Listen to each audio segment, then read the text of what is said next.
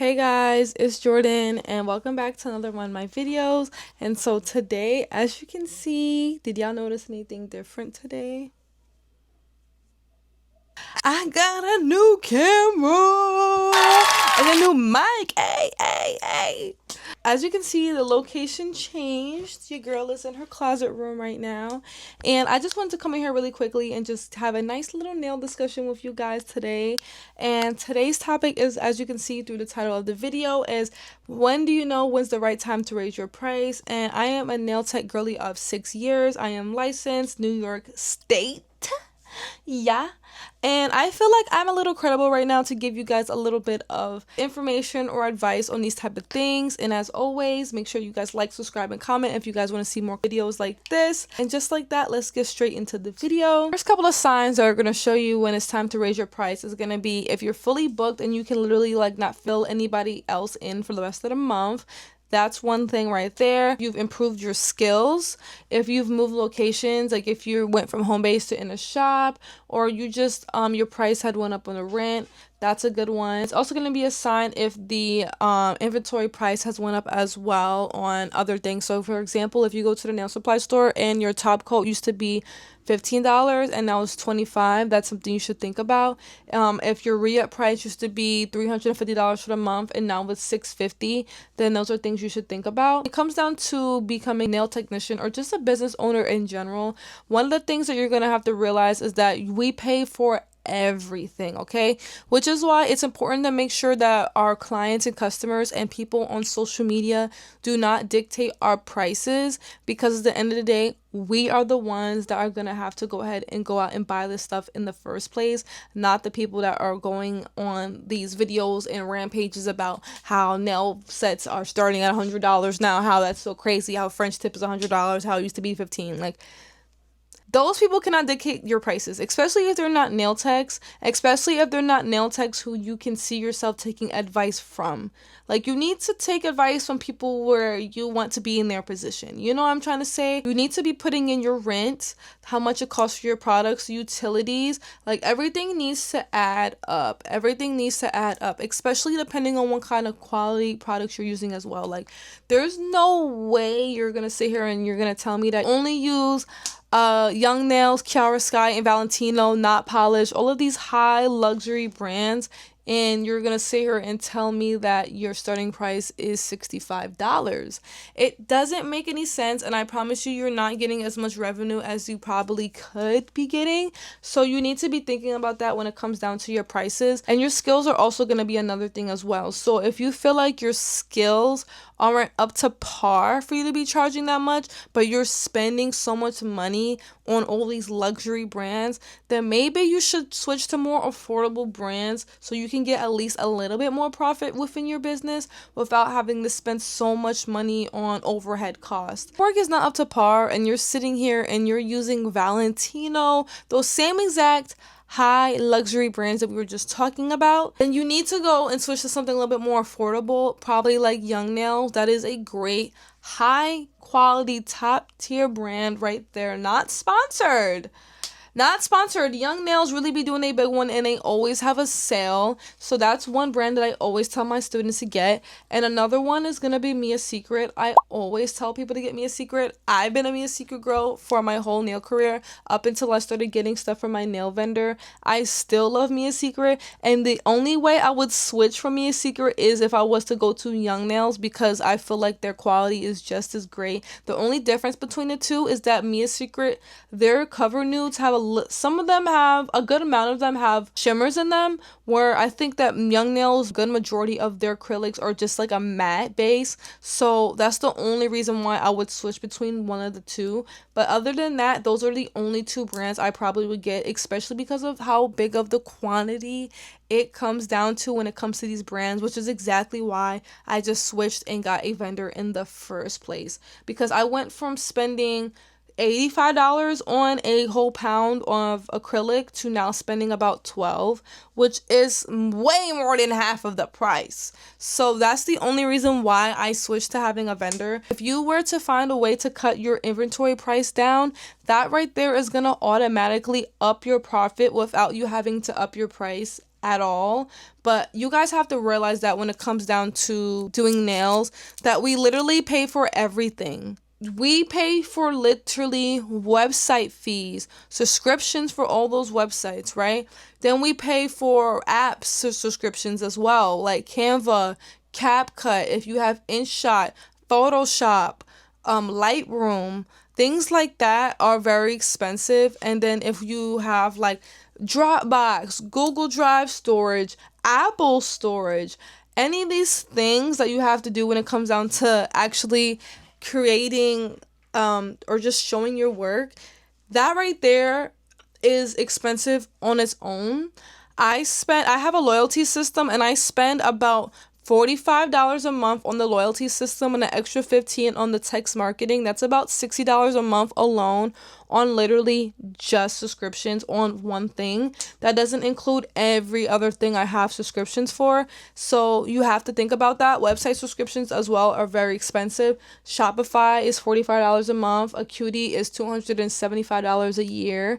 A lot of these things are very expensive. The list really does go on. So when it comes down to these things, make sure you're writing these things down in your phone or on a notebook or something where you can actually like see exactly what you're paying for. So you can really see like what your monthly expenses look like, so it can help you see exactly how much profit you're really making. Another good reason why you're going to want to up your price is going to be because if your price is too low, you will not attract the type of clientele that you think you will be attracting. You're going to be looking for somebody who wants more of a deal or a discount versus someone who's just booking you for the quality of your work and values your time. And that's like two completely different clients. First of all, I just want to make it clear, nothing is wrong if you're one of those clients. Me, I love a good sale, but you don't want people to book you just because you have a sale. You want to figure out how you want to value yourself and where you want to place yourself as a nail artist, as a nail technician, because they're going to leave regardless if you're a $50 nail tech or if you're a $20 nail tech or if you're a $200 nail tech. People are gonna still go bounce around if they feel like it, because at the end of the day, we don't hold these clients to anything, and they have their own free will to go ahead and leave if they feel like it. So with that being said, you should not be trying to go ahead and keep your price a certain way of the fear of people no longer booking you. I promise you, allowing people to dictate your price is only gonna hold your own business back, while other people are upping theirs and their business is still prospering. Yes, being booked and busy is amazing. And every time I have a booked out month, I'm extremely grateful for everybody who took the time out to book me, because at the end of the day, I don't get paid if I don't get booked, right? But hear me out. Who wouldn't want to work less and get paid the same amount or more? Think about it like that for a second. As a nail tech, especially if this is your full-time job, you deserve the same exact respect, and you should have the same exact values for yourself as somebody else who works at another job. Same thing with 9-to-5 girlies. They don't just stay at the same position for years. A lot of people, they want to upgrade and promote themselves because of what? They want to work less and get paid more. It's the same thing with us. We have to have the same type of end goal in a sense. That doesn't mean to charge ridiculous amount of prices, but you just want to make sure that you charge a price that makes sense for you and the customer. Your work and everything else behind you will back it up. So another thing that you want to make sure you do when it comes down to raising your prices that you want to have in check, make sure you also have great customer service skills. I've noticed a lot of girls recently, they've been like, we've been showing our true colors and our true personality on social media, which is great, which is fine, which is fantastic. But my thing is, y'all cannot be out here on your business page talking about why clients haven't tipped you, or why you feel like if someone doesn't pay this much, they're broke. Like, I've seen it so much. It's a bad freaking look, because I don't think a lot of y'all realize how replaceable a lot of us are, especially service providers, period. I mean, like, unless you're a plastic surgeon or something where it's a life or death situation, going on social media and telling people that they're broke because they can't pay $100 for your work is literally crazy. I'm not gonna lie. I don't remember if I was one of those nail techs, because I did start going on social media and doing stuff for content and views at the young age of 17. So I don't know if I am a part of this, but if I am, I take full accountability for it. It's unprofessional. please don't do it, especially even if it's for a joke, like a little shits and giggles or whatever, like maybe I did. Just don't do it. Just don't do it. It's okay. There's better content that you could post without having to jeopardize your own business, because you never know when something is going to come back around and it's going to bite you in the ass. You don't want it to happen. You just want to kind of sustain a professional vibe at all times, regardless of your personality. Like, there's definitely ways that you can show your personality without having to look unprofessional. There's ways to definitely do both, and a lot of people, I have realized, y'all need to take a customer service class or something like that. Like, we cannot be right all the time. So if you're gonna raise your price, make sure your customer service is in order. If you want, we can do a full on video on that, but literally, like, we got to get it together. There's no way you have a late policy, but then if you're 25 minutes late, you don't discount your client. You have to give some type of incentive to the client to make them want to come back. You have to make them feel appreciated and thought about just as much as you want them to appreciate you. You know, treat people how you want to be treated, especially as a service provider. Like I said, we are replaceable. You have to give people grace the same way we want them to have grace for us. If you're trying to figure out how much to increase your prices by, you do a real quick market check. Go ahead and look at other nail techs in your area that have work that are similar to yours and see what their prices are like, because everybody's pricing is going to be different depending on where you work or where you live. I'm in New York, so obviously I have more of a higher pay rate than somebody who might live in Delaware or Atlanta or Texas. Depending on like what city you're in, you can go ahead and figure out what the popular nail techs and how much they charge, so therefore you're not undercharging yourself. Also, you want to break down how much your sets cost and see how long it's taking you to do these sets. That's going to be able to give you the hourly pay rate, so that will help you when it comes in terms of doing nails. I like to have my pay rate start at $50 an hour, and then it could go up depending on how fast I go. You want to go ahead and see how much you want your pay rate to be, so you're satisfied, because even though, yeah, I'm charging $50 an hour, I'm obviously not getting the full $50 an hour, because I am literally paying for a lot of things that go back, like my suite rent, my subscriptions, inventory. You want to make sure that you're putting these things into consideration so you're not overworking yourself and you're accidentally not underpaying yourself. Once you start accidentally underpaying yourself, that's when I feel like you get really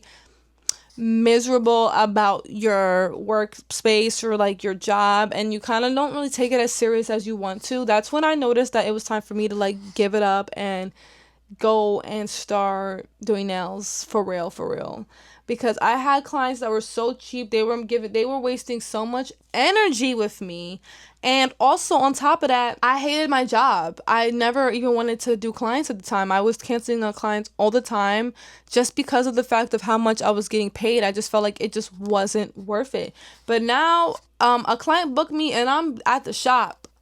A client, if I mess up, I'm taking accountability 1,010%, and I can stand on that every time because of how much I get paid now. It's such a large difference. You also don't have to do a large increase. Like some people, they think when I say increase your price, I'm telling you to do a $25 increase on your website. No. You can start very gradually. You can easily just start by $5, and then maybe every like 6 months, 8 months, whatever, you can go ahead and gradually up your price. You want to kind of gradually get your clients in there so they won't really like notice too much, and it won't really seem inconsistent, and you won't have to feel like you're immediately having to start with getting a whole new clientele base. I feel like a $5 to $10 difference is a great price increase. A lot of people can afford that for sure. Just make sure you're also not worried about tips and everything. Make sure you're adding your tips in your price, which is why I'm saying that you guys need to make sure you're having a comfortable price. So when clients are not tipping you, you're not annoyed or, oh, she didn't tip me. I can't believe she didn't tip me. Like, because the entitlement gotta go. So just make sure that you're pricing your work at a price where you're just satisfied with that being the price. How will you announce your price increase? So if you would like, you can go ahead and either you could tell your clients directly when they show up, hey girl, I'm upping my price at this time. You can post it on your website or on your story if you would like that you've increased your price. Or you can do what I typically do, which is nothing. I tell my clients maybe, But the price is the price, and the price will be there when it comes down to them booking.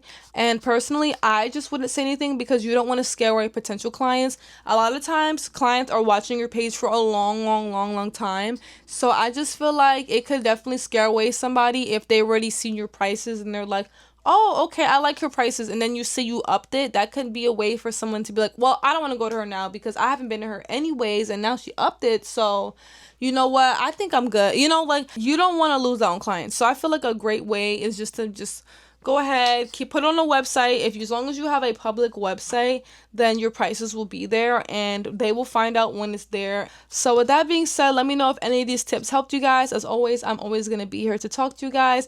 And before we leave, just make sure you guys are valuing yourself and your work. It's very important, like I said before, to make sure that you don't let these other nail techs or clients dictate your price. You need to do what is best for you. As long as your work is up there and your price matches your work and you have good quality and good customer service, I promise you, you will stay booked. Just stay consistent, stay positive, and just enjoy your process. And I promise you, people will book you, they will appreciate you, and they will love the work that you put out. We're not here to be trying to satisfy people. We're here to make a living. And so that's what we're trying to do. That's the end goal at the end of the day. Make sure you put a lot of value into your time and your work, and others will do the same exact thing as well. Nothing is wrong with being a nail tech who people book on only special occasions. I keep doing what you're doing. Let me know in the comments how you feel about raising your prices as a nail tech. Are you scared? Are you ready for it every time? I want y'all to up your price right now. If this video helped, leave a thumbs up, subscribe for more, and as always, make sure you guys leave comments below so we could talk. And I'm so happy if you made it to the end. Thank you guys. Stay safe. Have a good rest of your day or morning or wherever you're at, and I'll talk to you guys. Bye.